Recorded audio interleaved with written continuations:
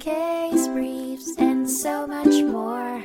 LSData's got what you're looking for. In a high-stakes battle of professional responsibility, an intriguing dispute emerged from the quiet town of Rutland, Vermont, revolving around the Russo family's paving business.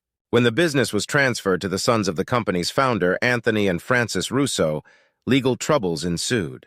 Francis engaged in negotiations to sell his interest in the corporation and stirred up controversy by launching a rival company. Where lawyers were needed to ensure a smooth transition and safeguard the interest of the corporation and remaining shareholder, Tony Russo, they fell short. Lawyers H. Vaughn Griffin Jr. and Griffin Limited found themselves in the defendant's chair in a malpractice lawsuit by the paving company J.A. Russo Paving, Inc. The bone of contention: their failure to advise the corporation to obtain a covenant not to compete, an essential protective measure when Francis embarked on his competing venture. The lawyers had overseen the asset transfer and document preparation during the incorporation process, but missed the covenant, which proved to be a crucial slip.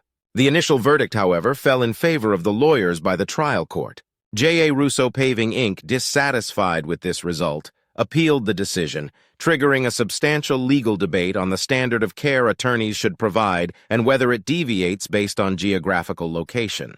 A precedent-setting ruling came from the Vermont Supreme Court, with an opinion that turned the tables on the previous verdict.